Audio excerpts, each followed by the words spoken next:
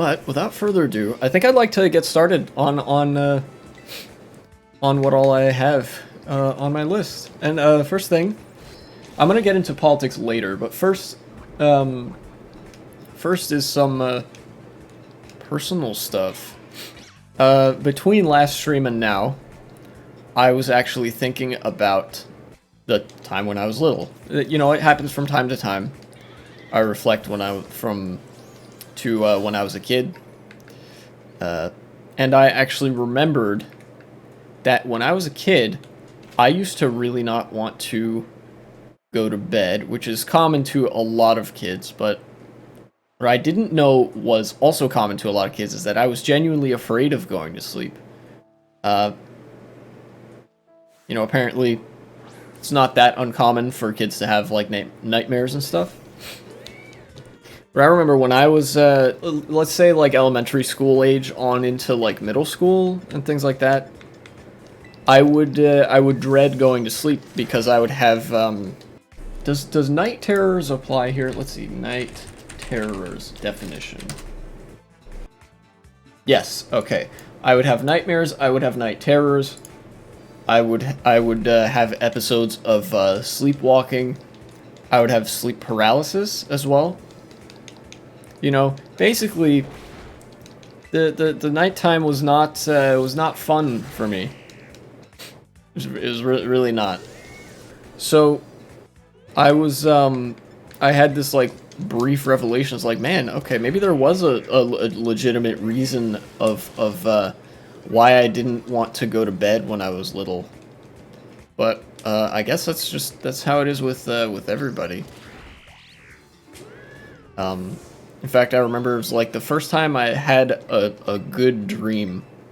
I was like, how old? I was like 8 years old. And then it was a really long time before I had another good dream after that. You know? It was almost like I had heard of this phenomenon that was known as good dreams from people in my life who I had no reason to disbelieve, right? But I was sort of left thinking it was something that, oh, you know, that's what other people have. Like, I don't have those. You know, like, at the same time it was real, but it also wasn't real in my brain. It's like that never happens, but theoretically it might happen to somebody. But then one day it happened, and it, like, ever since the time I was in middle school and high school, I, you know, feared going to sleep. Like, towards the end of middle school, it, like, dropped off almost entirely, the fear of going to sleep. You know, high school, college, you know, I came to welcome sleep because my bed is quite comfortable. But one interesting thing I guess I could add on to this is that the night terrors never went away. You know, there are times when I go to sleep and then I wake up and I am, like, petrified. Like, paralyzed with fear.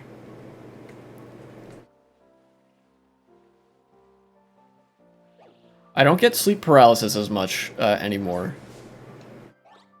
Fortunately. In fact, the night terrors are half of the reason that I sleep with the door to my room closed.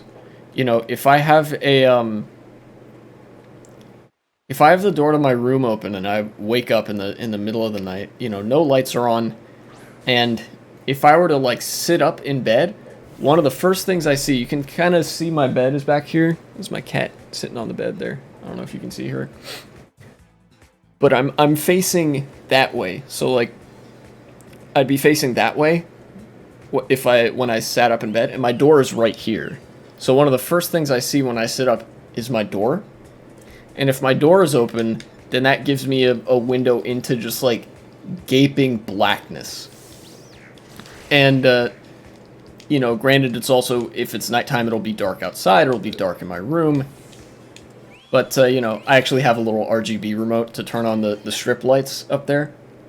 So, you know, it can be a little bit less dark in my room if I need it to be. But the darkness, I think, inside my house is so much more oppressive than darkness outside.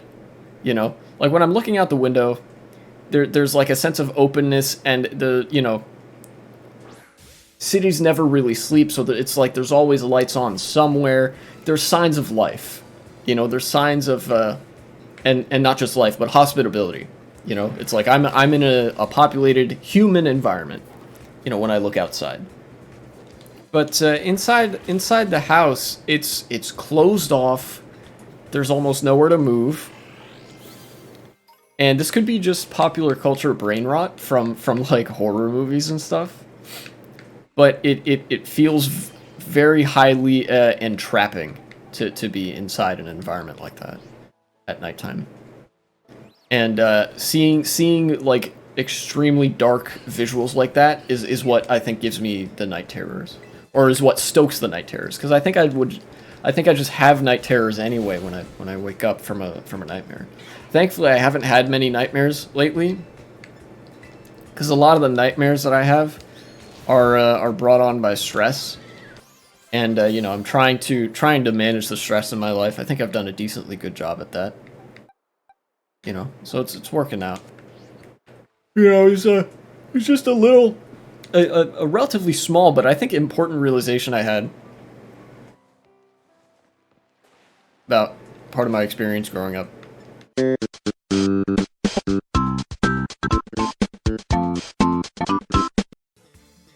Oh, and additionally, compounding on that, like the imagery of darkness and whatever inside my house and all that. One of the things that will make me absolutely petrified at night is like, I think this has to be like some remnant of sleep paralysis, something left over, because I don't hardly ever, unless I like have a fever and like am sick and have a fever dream, I don't hardly ever wake up and experience just I'm unable to move, right? That doesn't really happen to me anymore.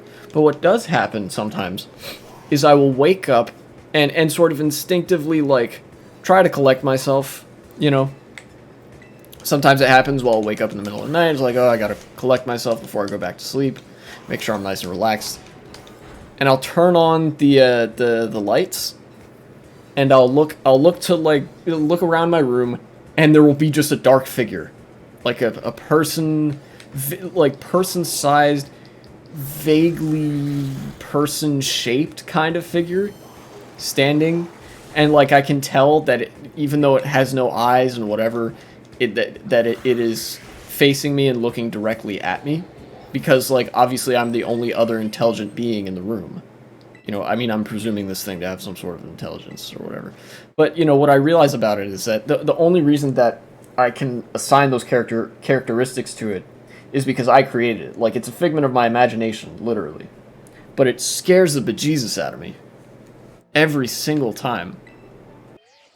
But at the same time, I like horror games. I can't really play them. I'm very sensitive to horror, and don't do especially well with that genre when I'm playing a game. But I love watching games like that. So it's actually kind of nice that I got a rare opportunity to sort of explore the contradictions in my own brain in a productive way, in a way that didn't actually lead to me going to some very dark places in terms of self-consciousness and depression and whatever. So that was nice. It was nice to have that moment. Dreams are an interesting subject. They usually mean something, right? Like, even if it seems like they're devoid of meaning, it usually just means it's something incredibly simple. Now,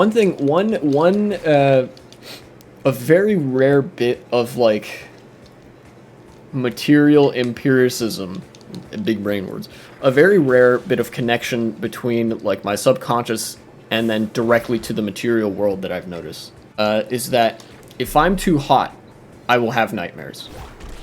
If I am warm to the degree that I'm uncomfortable, I'll start being stressed and maybe experiencing a little bit of distress, and then I'll start having a nightmare as a result of that. So I've kind of figured out that it's better for me to sleep in a cooler or even cold environment than it is for me to sleep in a warm environment. Because then I'll have an easier time sleeping, both in the sense of falling asleep, and also, you know, I'll have better dream states or whatever. In fact, this happened last night, where one of my dreams actually went bad as I was getting hotter under the blanket, because I had turned my fan off. Ideally, if this noise gate is working as intended, you can't hear the fan, but I have a ceiling fan up there, and it's going currently. And without the fan, it actually got too hot in my room, so I had to get up in the middle of the night and turn the fan on. But that did also lead to me waking up early, at least compared to what I usually do, because another thing I've noticed about my sleeping habits between cold days, hot days, and whatever, is that I'll sleep for much longer when it's cold, and I won't sleep for as long when it's hot. You know, presumably because energy, this is like, I have less energy when it's cold, I have more energy when it's hot, something like that. I don't know. There's got to be some sort of thermodynamic something that plays into it. And then it's almost like there's got to be a just right temperature where it's warm enough that I won't, like, sleep for too long, but cool enough that it doesn't make me have nightmares. I could make that into a segment. Me just talking about sleep, and dreams, and night terrors, and things like that. I'll write that down. That's a new segment idea. I like that. Here, let's write. Talking about sleep, dreams, night terrors, etc. There we go. Although, of course, lucid dreaming is another subject entirely that I don't particularly want to get into because I don't understand even remotely how that one works. Like, it's happened to me before, but I don't understand it nearly as well as I think I do other certain dream phenomena. Whatever. Okay, cut the segment, future me. Get it out of here.